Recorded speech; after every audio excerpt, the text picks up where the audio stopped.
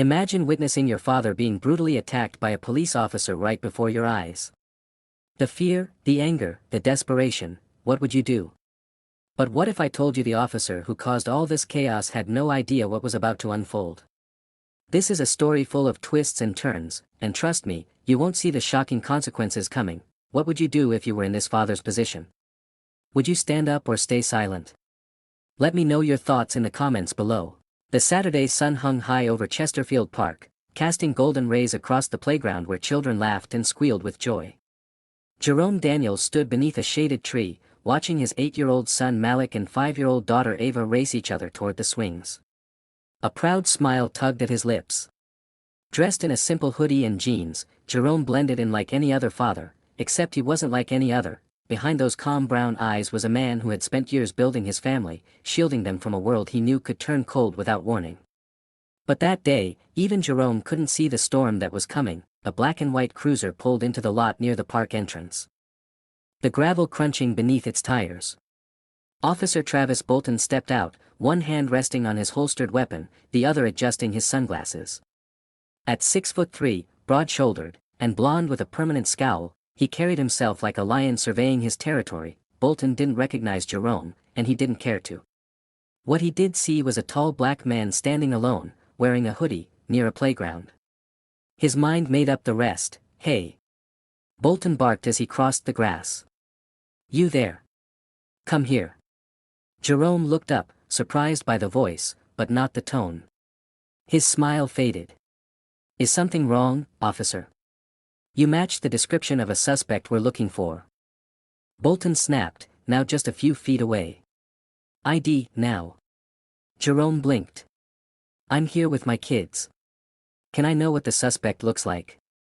Bolton stepped closer, chest puffed. "I said, give me your ID. You got 2 seconds, or you're resisting." Malik and Ava looked up from the swings, their laughter stopping. "Daddy?" Ava called, sensing something was wrong. Jerome pulled out his wallet slowly. "Okay, just stay calm." Before he could hand it over, Bolton slapped the wallet to the ground and shoved Jerome hard in the chest. He stumbled backward, raising his hands instinctively. "What are you doing?" Bolton didn't answer. He lunged, grabbing Jerome by the hoodie and spinning him around.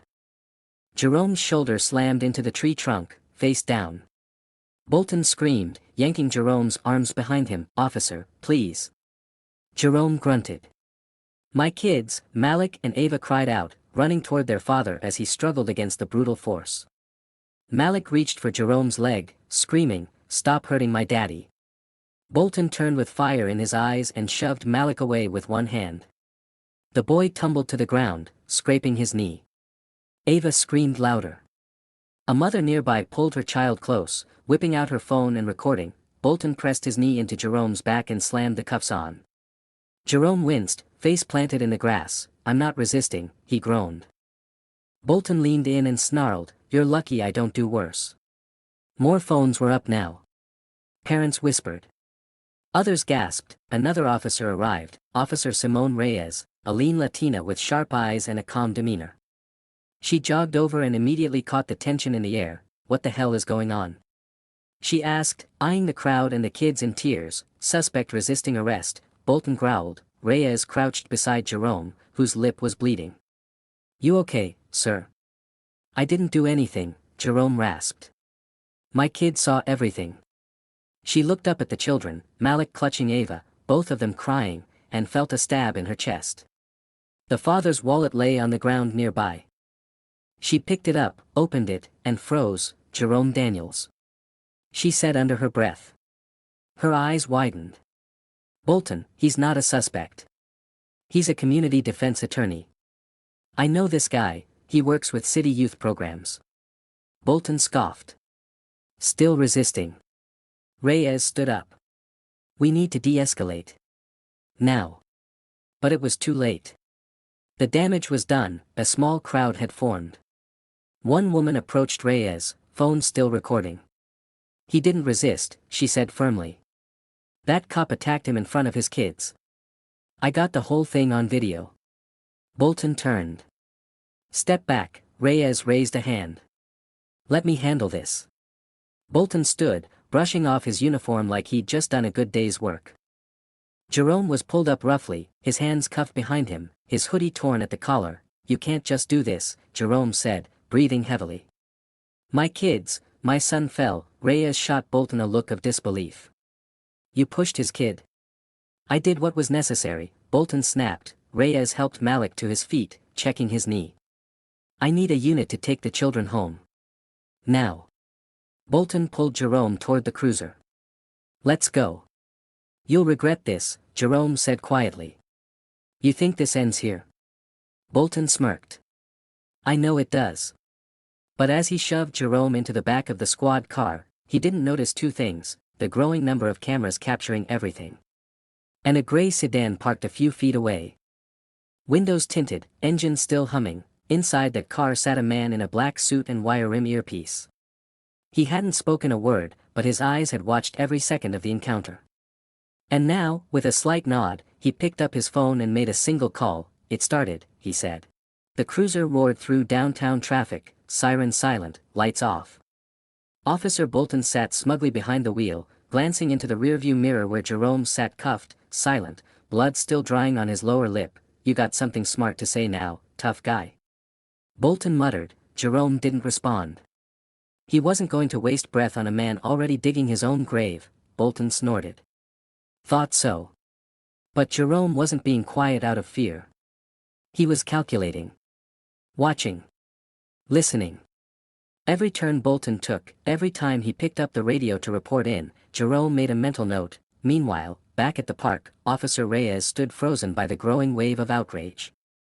Several parents had gathered near the playground, demanding badge numbers, refusing to leave. "Ma'am, do you want to make a formal statement?" Reyes asked the woman who had filmed the assault. The woman, tall with dark braids and fierce eyes, nodded. "Absolutely. I want the department to see how their officers handle peaceful fathers in front of their kids." "Your video will be reviewed," Reyes assured her. "I'll attach it to the incident report myself." But as she glanced at the tearful faces of Malik and Ava, Reyes felt something twist in her chest. This wasn't going to be an ordinary review. This would explode. Meanwhile, 30 minutes away, inside a high-security office beneath the city justice building, the man in the black suit ended his call and turned to a wall of monitors. "Activate silent alarm for Station 12, he said. Another man at the desk looked up. "They brought him in." The first man nodded. "Officer Bolton assaulted the wrong man. And now the fuse is lit. Do we intervene now?" "No. Let them make their mistake. Let it go on record." Back in the cruiser, Bolton finally pulled into the back lot of Station 12, a low-rise precinct surrounded by concrete and chain-link fences. He yanked the door open and grabbed Jerome by the arm. "Out." Jerome stepped out slowly. His arms were still bound tightly behind him. "Where are my kids?" he asked. "They'll be dealt with," Bolton sneered, leading him toward the intake doors. Jerome stopped walking. "You laid hands on my boy." Bolton tightened his grip. "Keep running your mouth. Let's see how tough you are in holding." Jerome turned his head slightly. "Every second you keep me here is a mistake you won't come back from." That got Bolton's attention. He pushed him forward. "Keep talking. Just keep talking." Inside, the air was thick with tension. Officers and staff looked up as the two entered, eyes flicking to the bruises on Jerome's face, then to Bolton's heavy grip. Sergeant Lillian Dunn, a veteran officer with short gray hair and a reputation for no-nonsense leadership, stepped out from her office. "What's this?" "Resisting arrest," Bolton said flatly. "Suspect fits the description." Dunn frowned. "Who's the suspect?" "Community Attorney Jerome Daniels," Reyes said as she came through the door, out of breath. "And that's the problem." "Excuse me." Reyes tossed a printed profile onto Dunn's desk. "He's not only clean, he's an award-winning civil rights attorney with connections to the federal Justice Department." Dunn's eyebrows shot up.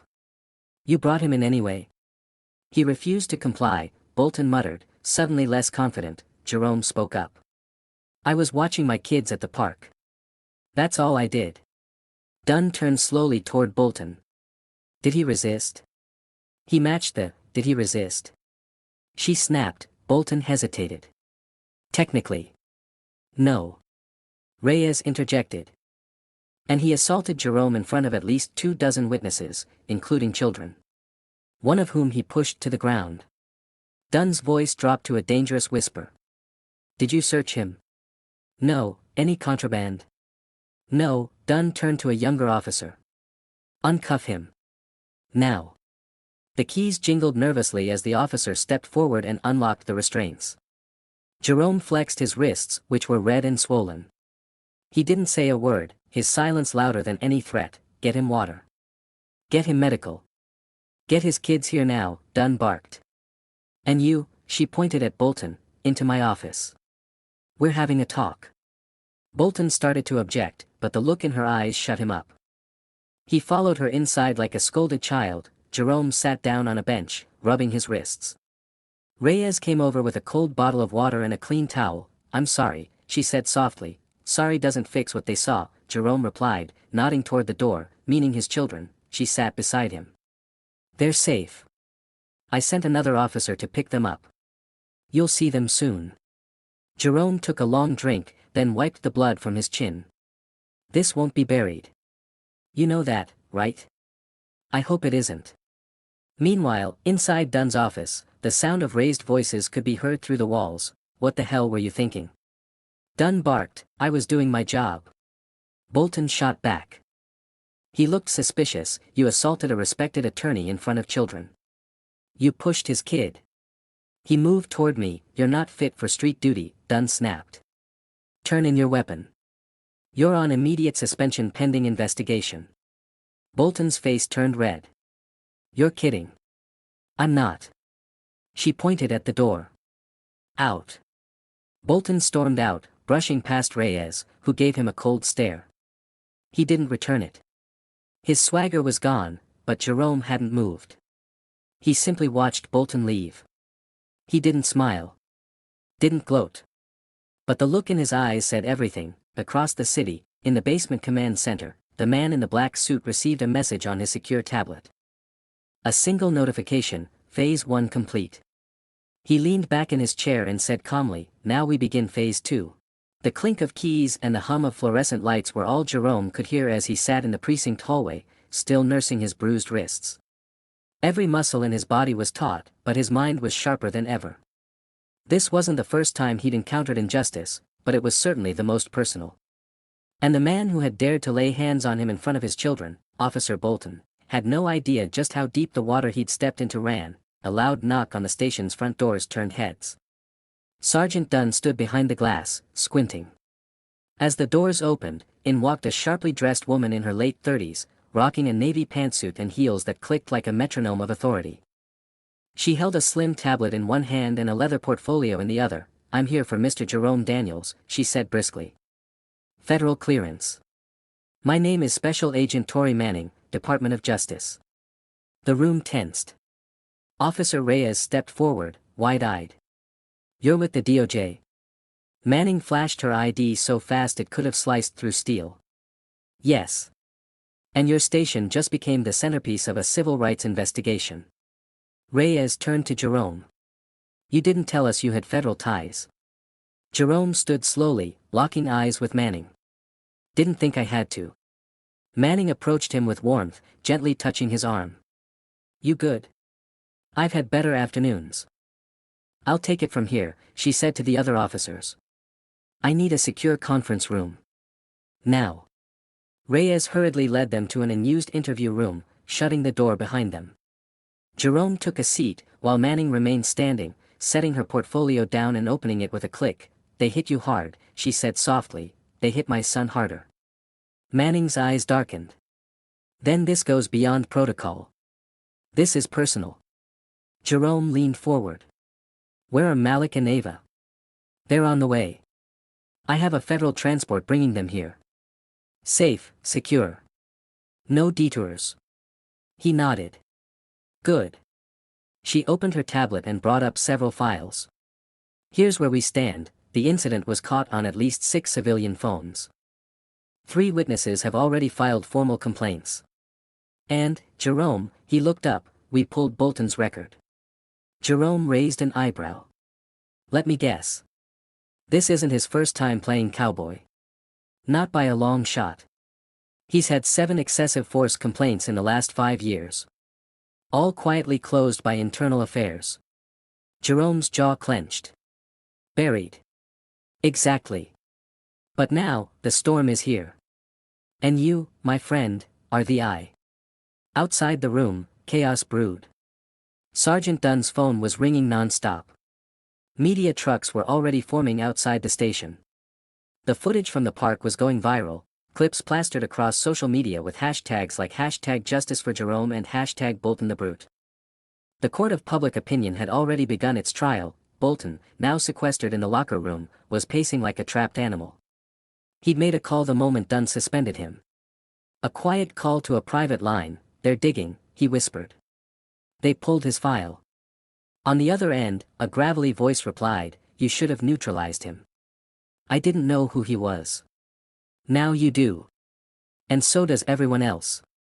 What do I do?" There was a pause. "If he talks, if this gets to a judge, especially that judge, we're all screwed. I can shut him up." "No. You're done. Stay out of sight." Click, the line went dead. Bolton gritted his teeth. He had never felt powerless. Not like this. But something inside him still simmered, a violent, desperate need to claw back control. In the interview room, Jerome stood, pacing now. "We need to be smarter than them. They're going to start wiping files, twisting narratives. Bolton won't go down without dragging others with him." Manning nodded. "We've already initiated data preservation orders. We're taking this up the chain." "But Jerome." He paused, "You should have told us you were on assignment." Jerome looked at her hard. "And blow my cover before I had what I needed." She sighed. "You're too deep in this. I was born deep in this. That man put his hands on my kid, Tori. This isn't just a civil suit. It's a reckoning." Her expression softened. "You've always been stubborn. And right." Outside, a knock sounded on the door. Reyes peeked in, smiling gently. "Your kids are here." Jerome rushed out, his heart pounding in his chest. Down the hall, Ava and Malik stood, wide-eyed but safe. Malik ran first, burying his face in his father's chest. "I'm so sorry, Daddy," Malik sobbed. Jerome knelt, holding them both tightly. "No. No apologies. You didn't do anything wrong." "But the police," he pulled back and looked into his son's eyes. "Listen to me. Some people wear the uniform and forget the oath. But we don't let their hate change our love. We fight smart. We fight loud. And we don't stop until the truth shines through." Malik nodded slowly, as if absorbing every word into his bones. Ava sniffled. "Are they gonna take you again?" Jerome looked at her with fire in his heart. "Not if I take them down first." Back in the command center beneath the Justice Building, the man in the black suit watched a feed from Station 12. He sipped his coffee and turned to his assistant. "Send the files to Judge Harlan." "The federal judge?" "Yes. Jerome Daniels' contact. It's time we let the right people see just how deep the rot goes." "And the officer?" "Bolton is nothing but the first crack in the dam." Officer Bolton sat in the dark corner of his dimly lit apartment, curtains drawn, blinds snapped shut. The television droned on with endless coverage of the brutal attack on black father in front of children, as talking heads picked apart every second of the footage. Social media was ablaze. Bolton's name was everywhere. His badge number. His past. He stared blankly at the screen as a legal analyst spoke. "This isn't just a civil rights case, it's a systemic unraveling. The DOJ is involved. Federal charges could be on the table." Bolton gripped the remote like a trigger. "They don't know what they're dealing with," he hissed to himself. A loud knock rattled the door. He flinched. 3 knocks. Quick. Then 2 slower ones, a pattern. He rose cautiously and cracked open the door. A tall, thin man in a beige trench coat slipped inside, eyes sharp behind mirrored sunglasses. "Your mess just went national," the man said. Bolton scowled. "You're late. I'm not your cleaner. I'm your warning." Bolton sat down, fuming. This guy, Jerome, he's not just some civilian. He's got feds in his pocket. DOJ's already sniffing around. And now the media, you should have done your homework. Bolton leaned forward. Then who is he? The man paused. Let's just say he's not just a dad. He's something else entirely. And if you think this is bad, wait until the court orders unseal what's coming. Bolton's jaw flexed. So what do I do? Wait to be sacrificed while the brass washes their hands clean? No, the man replied coldly. You start thinking like a survivor. But know this, if you step out of line again, the department won't back you. You're a liability now. And with that, the man disappeared through the door, leaving Bolton stewing in his own paranoia. Across town, Jerome stood in front of a packed auditorium inside a community center. Families, activists, off-duty black officers, and civil rights attorneys had filled the room after the footage went viral. Flashes from cameras burst around him, microphones shoved in his face, but when he raised his hand, silence fell like a weighted curtain. My name is Jerome Daniels, he began, and 5 days ago, I was tackled, choked, and brutalized in front of my children by someone who swore to protect them. A collective murmur rippled through the room, and now, he continued, we find that man has a history, buried complaints, sealed investigations, and a badge still pinned to his chest like nothing ever happened. Shouts erupted from the crowd, shame. Fire him. Press charges. Jerome lifted his voice. But I'm not just here to recount pain. I'm here to ignite power. This fight is no longer mine alone, it belongs to all of us. To every father who's been crushed. Every mother who's been silenced. Every child who's been traumatized. The room shook with applause. Special Agent Tori Manning stood in the back, recording every second on her phone. He's building an army, she whispered to a colleague beside her, her partner nodded. And Bolton's about to feel it. At the station, Captain Doyle stared at his desk, drenched in paperwork.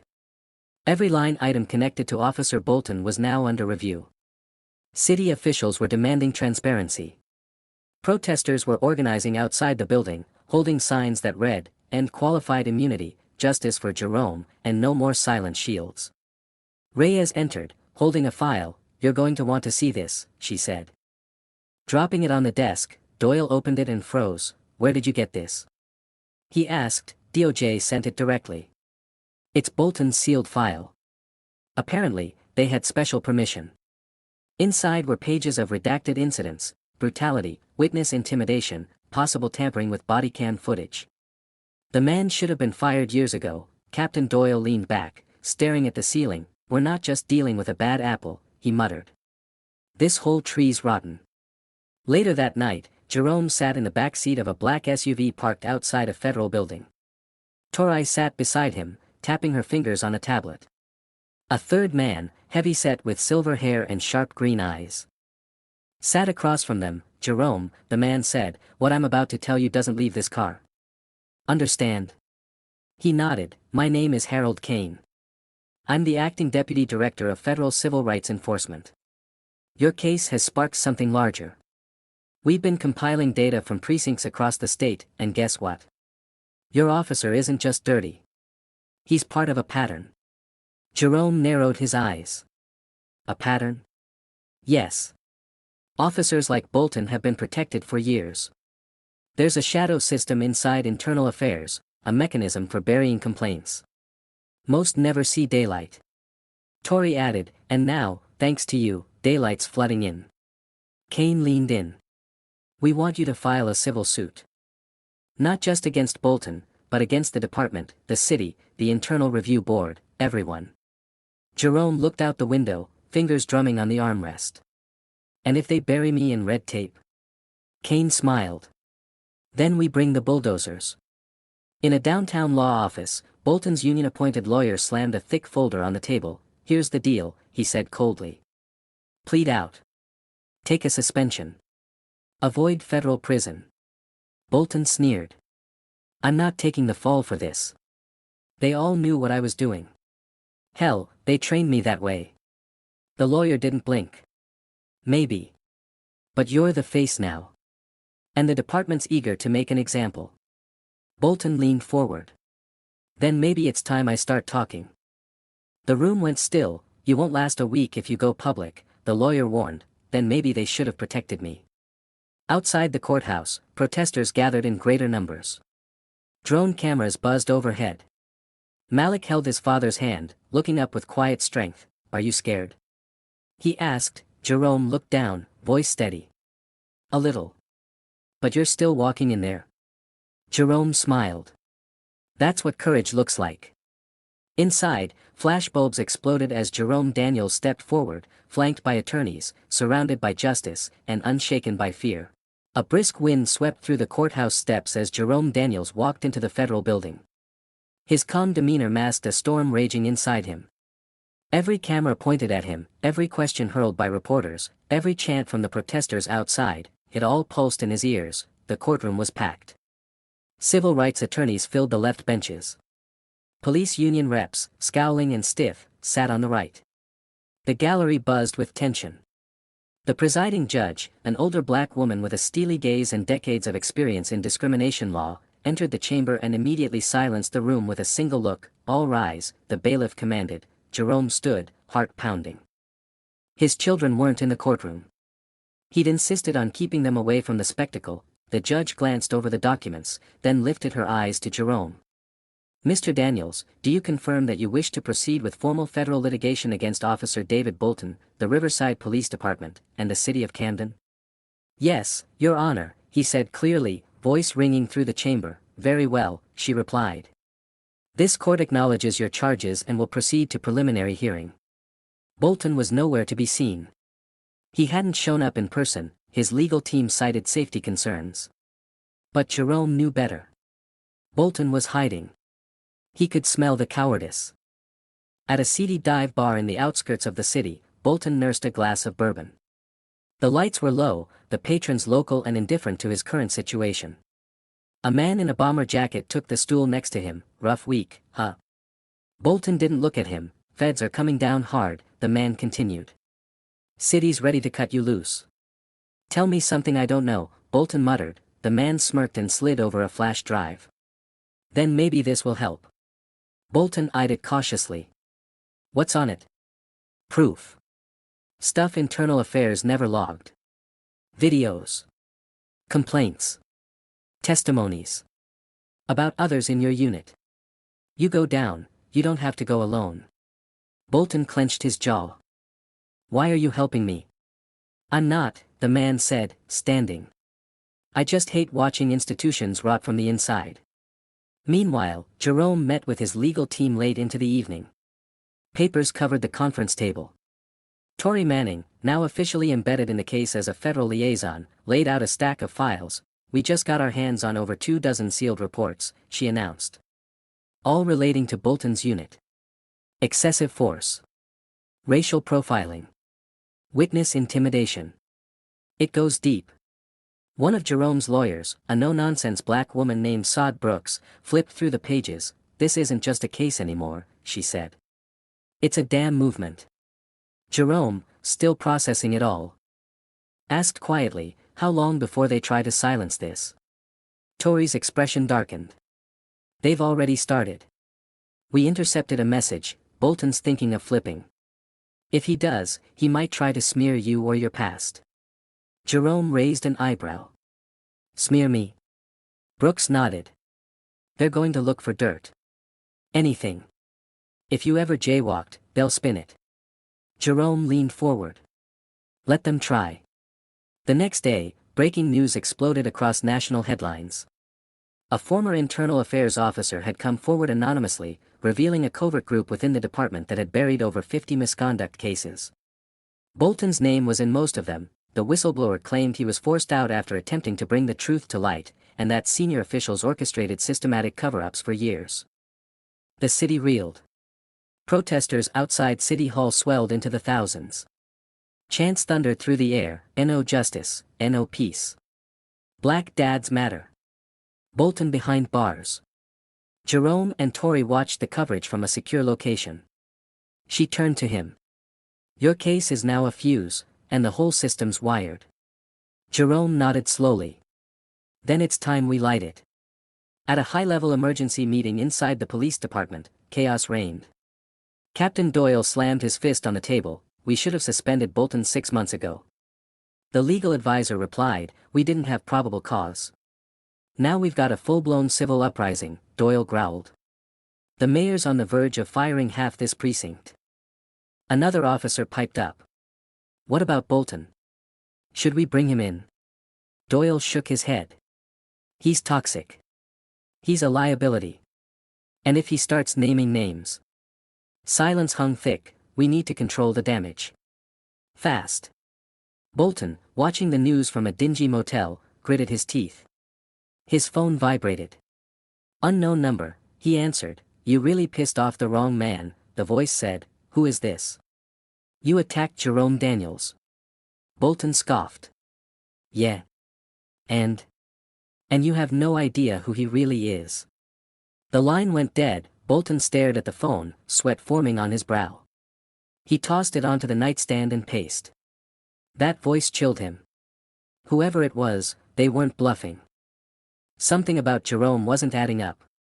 No civilian dad had access to this kind of legal force, media power, and federal support, this fast. Bolton poured another drink but barely sipped it. His instincts, honed through years of dirty tactics, told him he was being watched. The next morning, federal agents raided the Camden Police Internal Affairs Office. Computers were seized. Files taken. Officers placed on leave. Jerome received the news with calm resolve. He stood at the head of a community meeting, delivering the message, "We've waited too long for justice. Now it's not just knocking, it's kicking down the door." Applause erupted, but Jerome stayed focused. This is only the beginning. Bolton might have thrown the first blow. But the system let him. And now, we expose it. Far away, in a fortified underground data room run by federal intelligence, an encrypted file was unlocked. A security analyst looked up at Tory Manning. "This confirms it," he said. "Bolton's not just reckless. He was being protected, intentionally." Tory narrowed her eyes. "And Jerome?"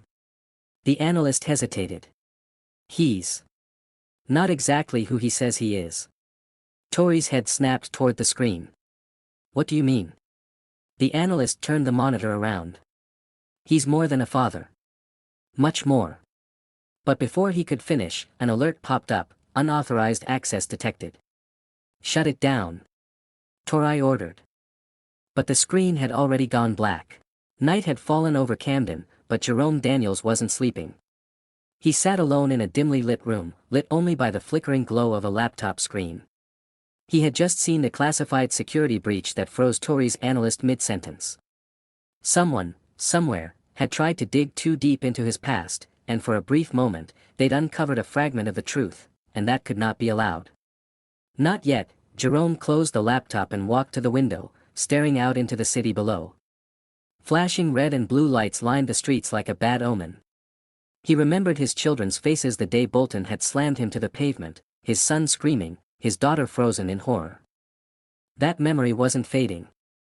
It was fueling him. Meanwhile, Tory Manning was reviewing every file she could get her hands on. The attempted access into Jerome's background was encrypted and routed through multiple foreign servers. Whoever was digging into his identity wasn't just curious, they were dangerous. She met with Jerome later that morning, eyes heavy with questions. "You know something," she said, getting straight to the point. "I know a lot of things," Jerome replied evenly. "And some of them you're not ready to hear." Tory's lips tightened. "You're not just a civilian. You've got layers, sealed files, military blackouts, non-traceable clearances. What were you before this?" Jerome leaned in, calm but firm. "What I was doesn't matter. What matters is what he did. And how far I'll go to make it right." Tory didn't press him further. Not yet. But she made a mental note. Jerome Daniels was not just a black father looking for justice. He was a man capable of something far more dangerous. Back at police headquarters, chaos was boiling. A second whistleblower had come forward, this time with bodycam footage from Bolton's partner that had never been submitted into evidence. The video, dated 3 months before the incident with Jerome, showed Bolton slamming a Latino teen against a patrol car, taunting him with racial slurs, and falsifying the police report. Public outrage erupted. City Council held an emergency meeting. The mayor announced a complete internal audit of the police department. Protesters surrounded the precinct. Tension soared. Inside a secured room, Captain Doyle met with Bolton face to face. "You're a walking PR disaster," Doyle growled. Bolton didn't flinch. "You let it happen. You covered for me. Not anymore." Bolton stood, his voice low but venomous. "If I go down, I'm not going alone. You'll burn with me." Doyle narrowed his eyes. "You sure about that?" Bolton smiled coldly. "Try me." Jerome's legal team worked around the clock. Files were coming in from all angles, anonymous tip-offs, community members who had stories to tell.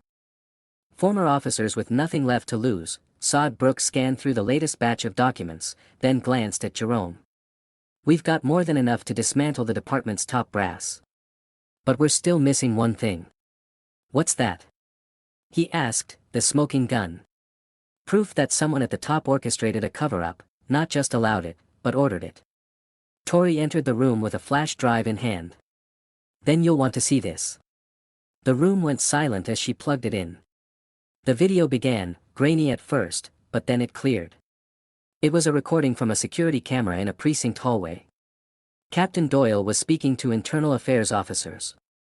His voice was sharp. Distinct. "Delete the complaint. If this gets out, we all go down. Bolton's untouchable, for now.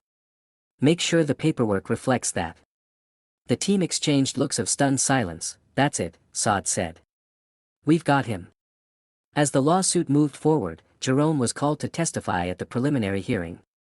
The courtroom buzzed with reporters, community leaders, and activists. He took the stand calmly. The opposing lawyer tried to undermine him, asking about his past employment, finances, even his childhood. But Jerome answered every question with clarity. Then came the final question: "Mr. Daniels, what do you want out of this?" Jerome looked straight at the jury box. "Justice, not just for me. But for every father who's been brutalized in front of their children. For every family torn apart. I want a system that's held accountable." Silence blanketed the courtroom. Later that evening, Bolton sat in the shadows of his motel room, watching the news. His face was red with rage. The footage from his past was everywhere. His face, plastered across national television as a symbol of systemic abuse. His career was over. His freedom was hanging by a thread. Suddenly, his burner phone rang. He answered. A voice spoke, flat, robotic. "You've been exposed. They have the video. They have your commander. You're out of options." Bolton barked. "Who is this?" "I'm the consequence." The voice replied. Then the line went dead. Bolton threw the phone across the room, shattering it, but it was already too late. The next day, federal agents stormed Captain Doyle's home in the early hours of the morning. He was dragged out in cuffs, neighbors staring in disbelief. News helicopters swarmed overhead. By noon, a formal statement from the Department of Justice declared that Camden's police department was under full federal review. Several officers were suspended. High-ranking officials resigned, and the name Jerome Daniels was trending globally. At home, Jerome stood by his front window, watching his children play outside. For a moment, he allowed himself to breathe. Not because the fight was over, but because the tide had shifted. Tori stood beside him, arms folded. "You changed the game." Jerome didn't respond immediately. He just kept watching his kids. Then he said, "Not yet." Tori raised an eyebrow. "There's still more." He nodded once. "There's always more." She glanced at him. "Who are you, really?" He gave her a small smile. "You'll find out soon enough." Rain lashed the courthouse steps as Jerome Daniels exited the building, flanked by his legal team and supporters. Umbrellas struggled against the wind, but the atmosphere around him was electric. The media were swarming, microphones and cameras shoved toward his face. Sod Brooks raised a hand to hold them off. "No comments until after the trial," she said firmly, but inside the storm, Jerome was calm. Focused. He wasn't a man craving headlines, he was a man finishing what had been set in motion years ago. Across town, Officer Daniel Bolton was unraveling. The pressure had finally snapped him. Federal charges loomed, the department was in shambles, and his name was now synonymous with corruption and brutality. His partner had flipped on him. Captain Doyle was already behind bars. Bolton had nothing left but paranoia, and one last desperate plan. In a rundown warehouse near the industrial district, Bolton met with a figure cloaked in shadows. you said you could help, Bolton muttered, scanning the perimeter.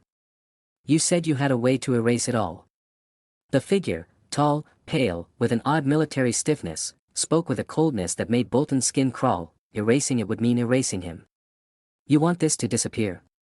Then Daniels has to disappear. Bolton hesitated. You want me to kill him? The figure said nothing, only slid a black case across the table. Inside was a suppressed pistol, a burner phone, and a single photograph of Jerome Daniels, taken outside his home with his children in the background. Bolton stared at it. This ends tonight, the man said. Or it ends with you in a cage. Jerome sensed the change in the air. That night, after putting the kids to bed, he sat alone on the porch, a glass of water resting on the table beside him.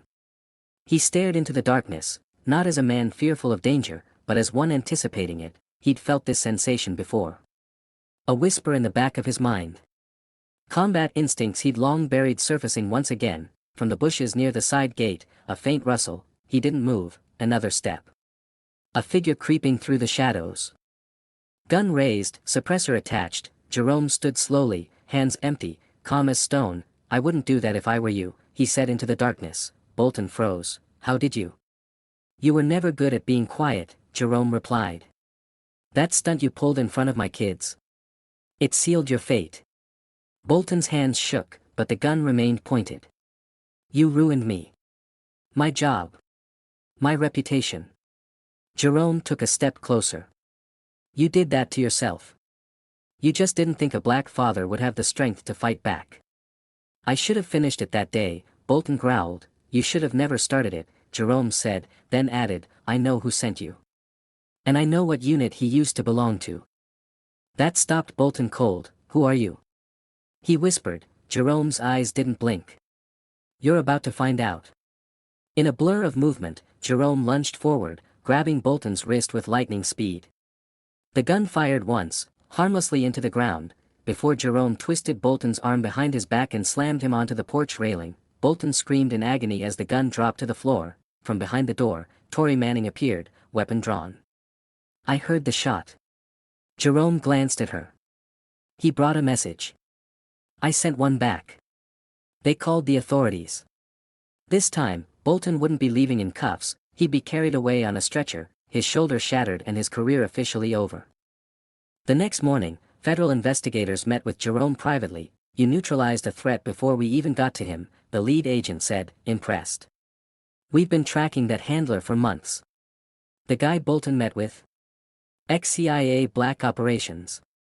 We believe he's trying to rebuild a rogue intel network. Jerome didn't react. We're going to need your help, the agent added. You have experience we can't match. We've seen what you're capable of. Tori was stunned. What are they talking about? Jerome finally turned to her. You wanted to know who I was. He reached into his desk and slid over a file. Inside were documents, real ones this time. Not the redacted reports. Not the hidden past, a photo of him in uniform. Special Operations Group. CIA liaison. Tactical warfare expert. Operative ghosted from records 5 years ago after a classified mission in South Sudan. Tori sat down slowly. This is you. Jerome nodded. Was. I left that life behind when I became a father. But they never stopped watching. Tori leaned forward, stunned. So the people helping Bolton, this is deeper than the police department. They want chaos, Jerome said. But now they know I'm not afraid to burn it all down to protect my family. The media erupted with the latest developments. Former elite Black Ops officer revealed in police brutality lawsuit. The headline made waves. Some in the public hailed Jerome as a hero. Others were skeptical. But one thing was clear, he wasn't just a father who'd been wronged. He was a warrior who'd been unleashed. Still, Jerome kept a low profile.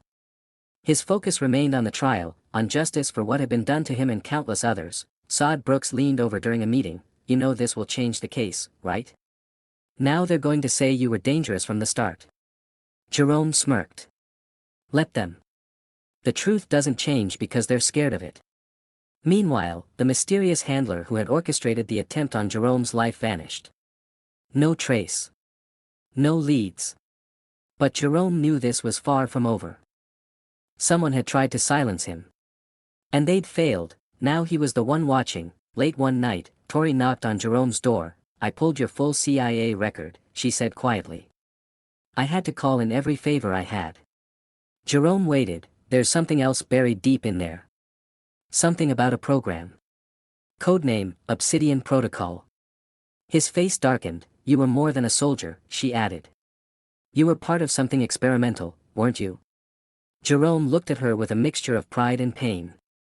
"I was trained to do the impossible. And when I walked away, I didn't think I'd have to become that man again." Tori stepped closer.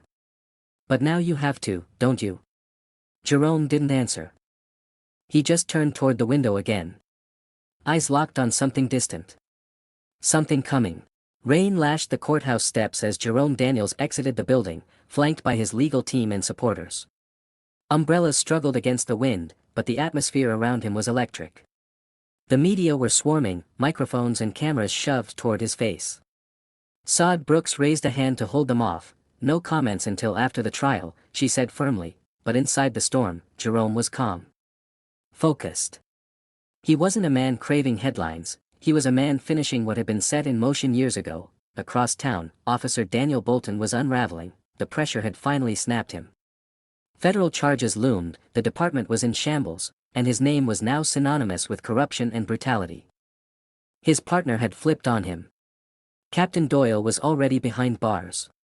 Bolton had nothing left but paranoia, and one last desperate plan. In a rundown warehouse near the industrial district, Bolton met with a figure cloaked in shadows. "You said you could help," Bolton muttered, scanning the perimeter. "You said you had a way to erase it all." The figure, tall, pale, with an odd military stiffness, spoke with a coldness that made Bolton's skin crawl. "Erasing it would mean erasing him. You want this to disappear? Then Daniels has to disappear." Bolton hesitated. "You want me to kill him?"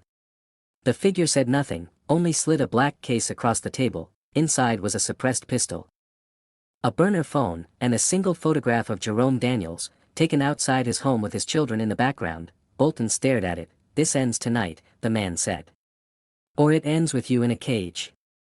Jerome sensed the change in the air. That night, after putting the kids to bed, he sat alone on the porch, a glass of water resting on the table beside him.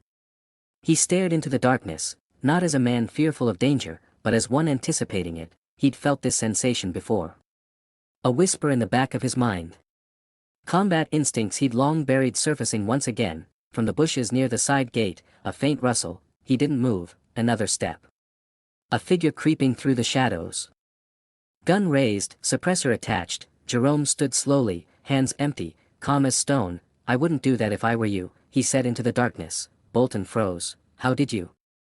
"You were never good at being quiet," Jerome replied. "That stunt you pulled in front of my kids. It sealed your fate." Bolton's hands shook, but the gun remained pointed. "You ruined me. My job. My reputation." Jerome took a step closer. "You did that to yourself. You just didn't think a black father would have the strength to fight back." "I should have finished it that day," Bolton growled. "You should have never started it," Jerome said, then added, "I know who sent you. And I know what unit he used to belong to." That stopped Bolton cold. "Who are you?" he whispered. Jerome's eyes didn't blink. "You're about to find out." In a blur of movement, Jerome lunged forward, grabbing Bolton's wrist with lightning speed. The gun fired once, harmlessly into the ground, before Jerome twisted Bolton's arm behind his back and slammed him onto the porch railing. Bolton screamed in agony as the gun dropped to the floor. From behind the door, Tori Manning appeared, weapon drawn. "I heard the shot." Jerome glanced at her. "He brought a message. I sent one back. They called the authorities." This time, Bolton wouldn't be leaving in cuffs. He'd be carried away on a stretcher, his shoulder shattered and his career officially over. The next morning, federal investigators met with Jerome privately. "You neutralized a threat before we even got to him," the lead agent said, impressed. "We've been tracking that handler for months." "The guy Bolton met with?" "Ex-CIA Black Operations. We believe he's trying to rebuild a rogue intel network." Jerome didn't react. "We're going to need your help," the agent added. "You have experience we can't match." We've seen what you're capable of. Tori was stunned. What are they talking about? Jerome finally turned to her. You wanted to know who I was. He reached into his desk and slid over a file. Inside were documents, real ones this time. Not the redacted reports. Not the hidden past, a photo of him in uniform. Special Operations Group. CIA liaison. Tactical warfare expert. Operative ghosted from records 5 years ago after a classified mission in South Sudan. Tori sat down slowly. This is you. Jerome nodded. Was. I left that life behind when I became a father. But they never stopped watching. Tori leaned forward, stunned. So the people helping Bolton, this is deeper than the police department. They want chaos, Jerome said. But now they know I'm not afraid to burn it all down to protect my family. The media erupted with the latest developments. Former elite Black Ops officer revealed in police brutality lawsuit. The headline made waves. Some in the public hailed Jerome as a hero. Others were skeptical. But one thing was clear, he wasn't just a father who'd been wronged. He was a warrior who'd been unleashed. Still, Jerome kept a low profile. His focus remained on the trial, on justice for what had been done to him and countless others. Saad Brooks leaned over during a meeting. You know this will change the case, right? Now they're going to say you were dangerous from the start. Jerome smirked. Let them. The truth doesn't change because they're scared of it. Meanwhile, the mysterious handler who had orchestrated the attempt on Jerome's life vanished. No trace. No leads. But Jerome knew this was far from over. Someone had tried to silence him. And they'd failed. Now he was the one watching. Late one night, Tori knocked on Jerome's door. I pulled your full CIA record, she said quietly. I had to call in every favor I had. Jerome waited. There's something else buried deep in there. Something about a program. Codename, Obsidian Protocol. His face darkened. You were more than a soldier, she added. You were part of something experimental, weren't you? Jerome looked at her with a mixture of pride and pain. I was trained to do the impossible. And when I walked away, I didn't think I'd have to become that man again. Tori stepped closer. But now you have to, don't you? Jerome didn't answer. He just turned toward the window again. Eyes locked on something distant. Something coming. Every seat was filled with journalists, activists, legal observers, and citizens who had followed Jerome Daniels' case from the beginning. The moment had finally arrived. The civil suit against the city and Officer Bolton was underway. And though Bolton now sat in the defendant's chair with his arm in a sling and eyes hollowed from fear, the weight of his actions bore down on everyone in the room. Jerome stepped into the courtroom wearing a tailored navy blue suit, flanked by Saad Brooks and Tori Manning. The silence that followed his entrance was thick. Respect. Curiosity. Dread. The judge called for order, and the trial began. Opening statements were fiery. Saad took the floor like a storm, detailing how Bolton had unjustly brutalized a man in front of his own children, how the police department had tried to bury the incident, and how it backfired spectacularly. But what caught the room off guard wasn't just the brutality, it was the calculated cover-up, the deeper forces manipulating the narrative behind the scenes. This is no longer just about Jerome Daniels, Saad said. It's about every system that believes it can trample on black lives without consequence. Back at Jerome's home, Kira and Malik watched their father on TV. Grandma kept a close eye on them, ensuring they were shielded from the chaos, but the kids knew something serious was happening. Daddy's winning. Malik whispered. Kira nodded. He's a superhero.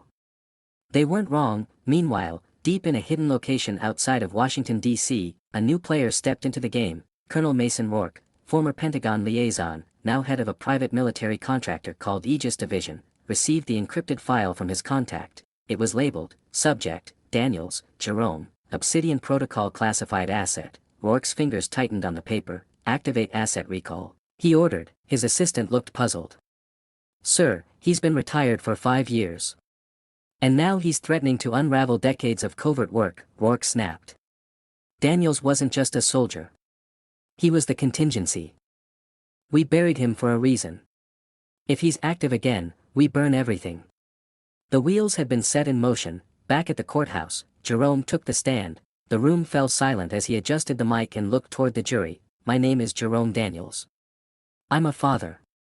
A business owner. And I was attacked in front of my children without reason or warning. That day didn't break me, it awoke me. He paused. I left behind a life most of you can't imagine. I did things in the name of this country I'll carry for the rest of my life. And even after all of that, I came home thinking I'd find peace. He looked directly at Bolton, who refused to meet his eyes, but peace was never the problem. People like him were. Saad stood. Mr. Daniels, can you describe how the incident affected your children? Jerome swallowed hard. They started sleeping with the lights on. My son flinches at loud noises. My daughter watches my every move like she's trying to protect me now. They didn't just see violence. They saw their world change forever. The jury was visibly moved. Even the judge leaned back, somber, but just as things seemed to be going in their favor, chaos erupted. A bailiff burst into the courtroom, whispered to the judge, and within seconds, the entire courtroom was ordered to evacuate. Outside, black SUVs screeched to a halt, armed men in tactical gear poured out, no badges. No insignia. They weren't police, they were something else. Tori grabbed Jerome by the arm. We have to go. Now. Saad stared at the men approaching. Who the hell are they? Jerome's jaw clenched. Aegis Division. They're here for you. Tori asked. He nodded. They're not here to arrest me. They're here to erase me. The escape was tight. Jerome, Tori, and Saad barely made it out the courthouse back exit before the Black Ops team breached the front doors. Smoke grenades filled the air, confusion spread like wildfire, and the news cameras caught glimpses of heavily armed men dragging people from the building. Some speculated it was a terrorist threat. Others thought it was a federal sting. But Jerome knew better. They regrouped in a secure location in an abandoned subway maintenance tunnel, where an old contact of Jerome's, a tech was named Devon, had set up a temporary operations center. I intercepted encrypted comms, Devon explained. They're calling it a cleanse op, you're the target. Saad was furious. So not only are they trying to bury the case, they're trying to kill him? Devon nodded. And if they succeed, they'll pin it on someone else. Probably say you were resisting arrest or had some secret plan to attack the courthouse. Tori paced. This goes way beyond Bolton. Jerome pulled up the files Devon decrypted. It detailed decades of covert experiments, targeting minority veterans for Black Ops missions. Jerome had been part of a secret task force, activated, erased, and silenced. They didn't expect me to survive, he said. Or to speak. Saad slammed her fist into the table. Then we fight. We expose them. All of them. Jerome looked at her with respect. That's the plan. As news spread of the courthouse attack, public outcry exploded. The narrative shifted again. This wasn't just a civil rights case anymore, it was becoming a national security scandal. Leaked photos showed the black SUVs. Witnesses described unmarked men with military-grade weapons. Protesters flooded the streets, demanding answers. Congress called for emergency hearings. Still, Jerome remained underground. Hunted. Hiding. Planning. In a luxury suite overlooking D.C., Colonel Rourke watched the news. They made him a hero, his aide whispered. Rourke's expression was cold. Then we turned the hero into a threat. He handed a folder to the aide. Inside, doctored surveillance photos, forged audio tapes, and fake intelligence reports. Leak this to the media, Rourke ordered. Let them think Daniels is planning an attack. Let them beg us to eliminate him. The aide nodded. And if he goes public with the truth? Rourke's voice dropped to a whisper. Then we show the world why we don't let ghosts come back from the dead. Back in the underground tunnel. Jerome stared at a photo of his children, Kira's smile. Malik's missing tooth. He turned to Tori and Saad. They think they can rewrite the narrative. Saad loaded her gun. Then it's time we write our own. Jerome stepped forward, fire in his voice. They brought war to my doorstep. Now, we bring the fight to theirs. No longer hidden beneath abandoned subway tunnels, Jerome, Saad, and Tori relocated to a secure compound 2 hours outside D.C., an off-the-grid fortress operated by former operatives who owed Jerome their lives. They really labeled you a domestic threat, Tori said, holding up the latest news headline on her tablet. Former Army operative allegedly plots courthouse retaliation, family claims setup. Jerome's jaw was tense. They flipped the story completely. Devin tapped on his laptop, scouring the dark web. Colonel Rourke's fingerprints are all over the leaks. You were part of his old unit, Operation Night Fawn. I thought we burned those records, Jerome muttered. You did. Devin said. But someone kept backups. And now they're using your past to control your present. Saad stepped forward. So what do we do? Keep running. Jerome looked up, fire in his eyes. No. We go on the offensive. The plan was surgical. They needed hard proof, undeniable evidence linking Colonel Rourke, the DC police chief, and Officer Bolton to the false intelligence campaign, unlawful detainment orders, and the brutal courthouse ambush. Step 1. Break into the off-book federal facility where Rourke's forged intelligence was stored. Step 2. Extract digital backups and biometric logs that could prove Jerome was targeted by a rogue element within the government. Step 3. Broadcast it to the world, but first, they needed someone on the inside. Saad pulled out a file. I know a guy, Special Agent Marcus Ellison. FBI. He's been tracking corruption in DC for years. He's also black. He doesn't play games. Jerome raised an eyebrow. You trust him? I'd bet my license on it.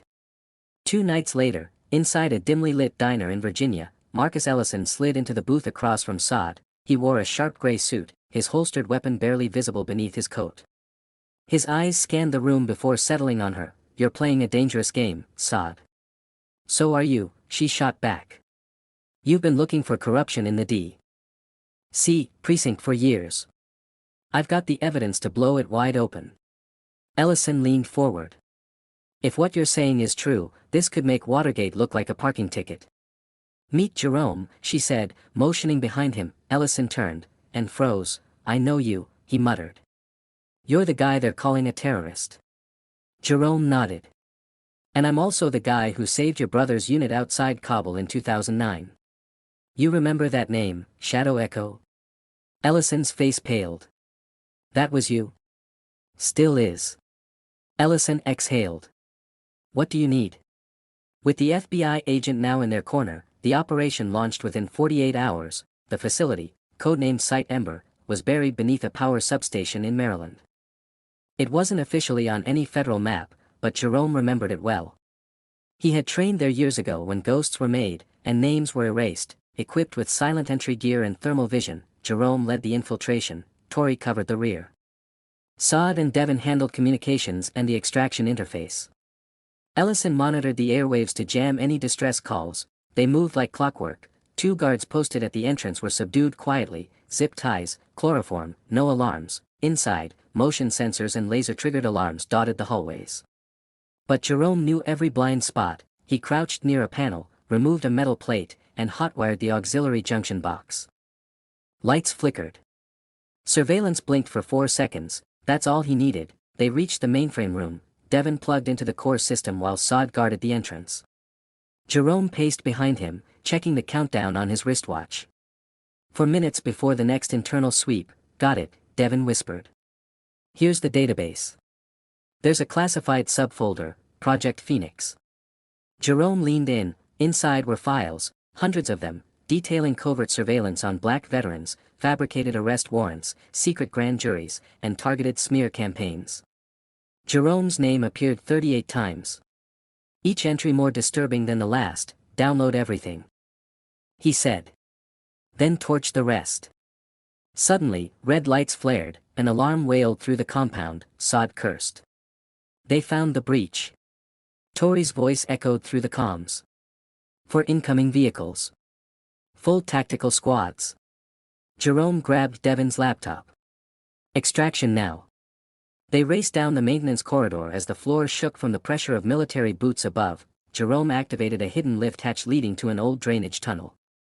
The same one he'd used to escape 15 years ago. As they descended, bullets tore into the metal grating above them. Jerome returned fire with precision, his silenced Glock barking twice. 2 bodies dropped. The team moved fast. Adrenaline fueling every step, they emerged into the night through a storm grate near a riverbank, soaked but alive.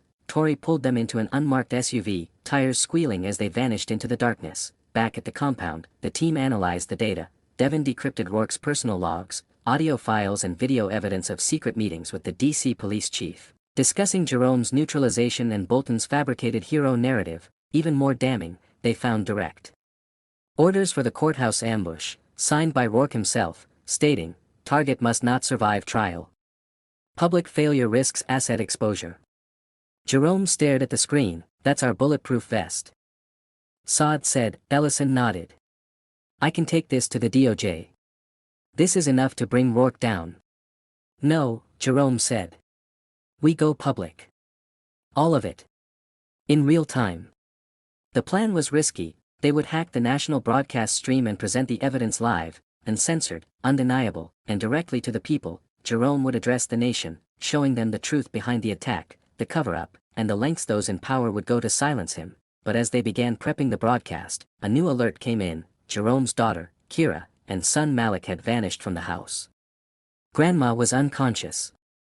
There were no signs of forced entry, but the security cam showed one thing: 2 men in tactical gear leading the kids away. Jerome's breath caught in his throat. Sada's hands shook. "Oh my God." Tori looked at him. "What do we do now?" Jerome's fists clenched. "They want to finish this on their terms."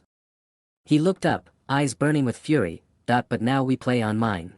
Jerome, Saad, and the team were no longer operating in the shadows.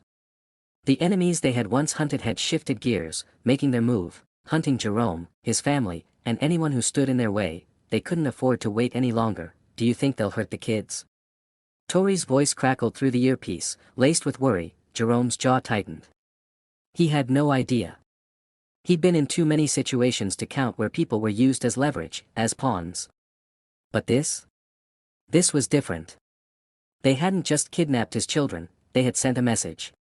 They wanted him broken, controlled, silenced. "We're not waiting for them to strike first," Jerome said, his tone colder than ice. "We hit them before they hit us." The plan was simple, too simple to fail. They had every tactical advantage now.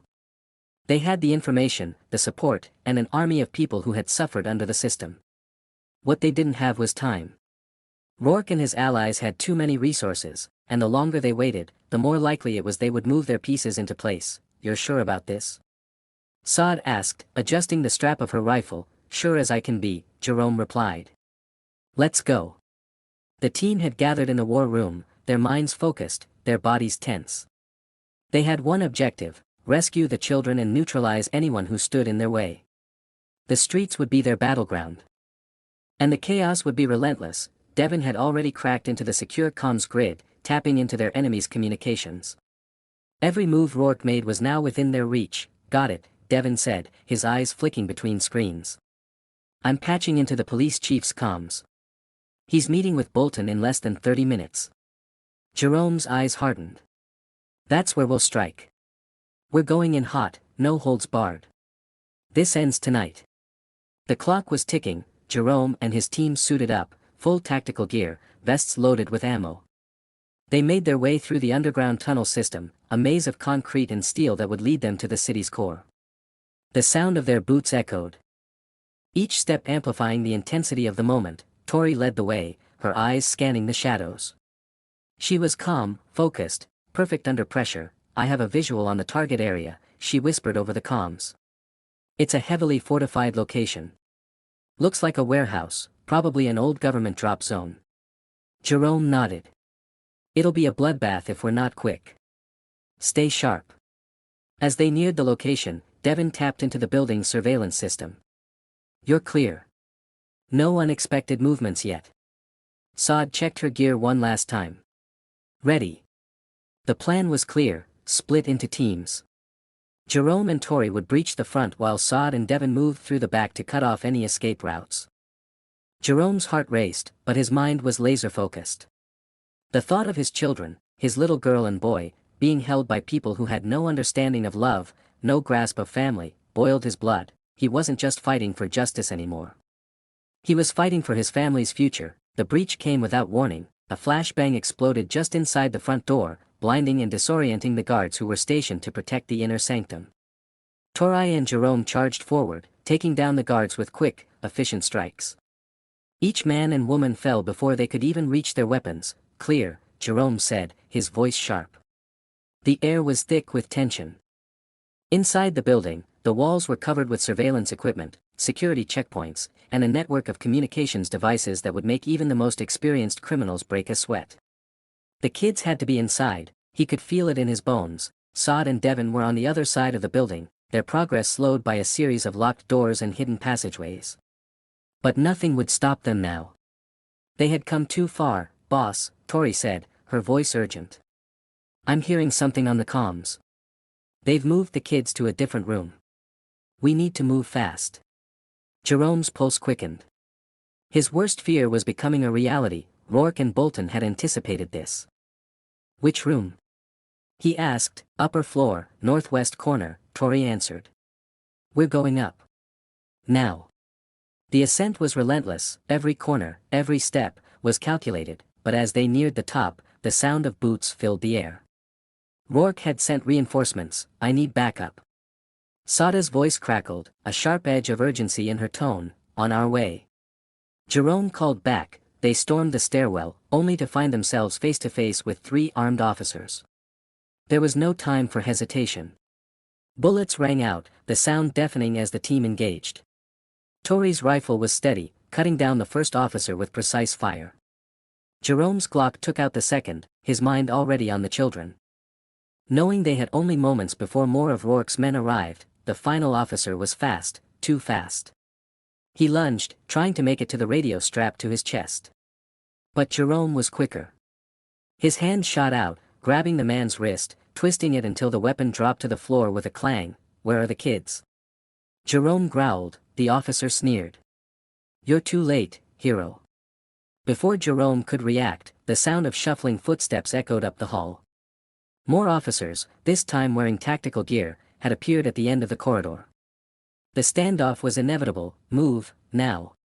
Jerome shouted. With their mission clear and the clock ticking, they pressed forward. No more waiting.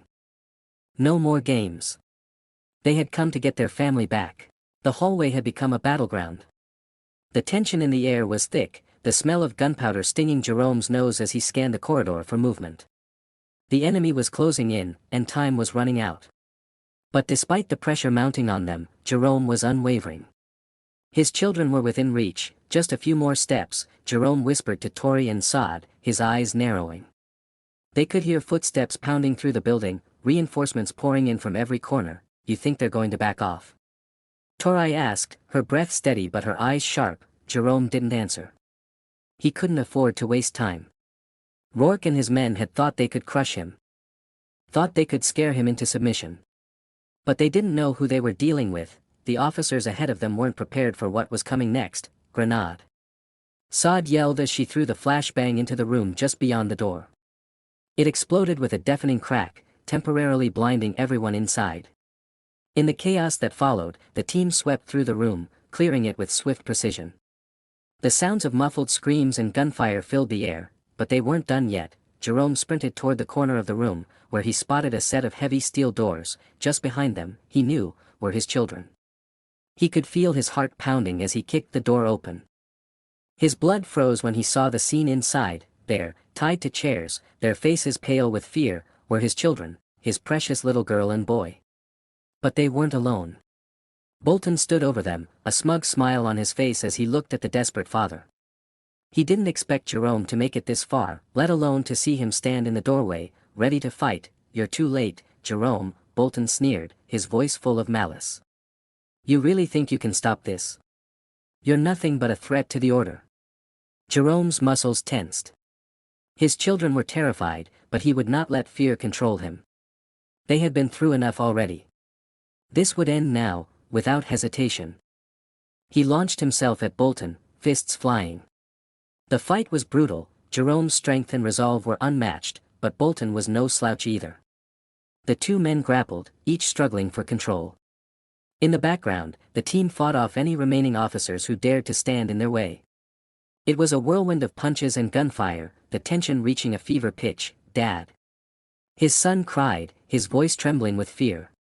Get us out of here. Jerome's eyes snapped to his children, and for a split second, everything else faded.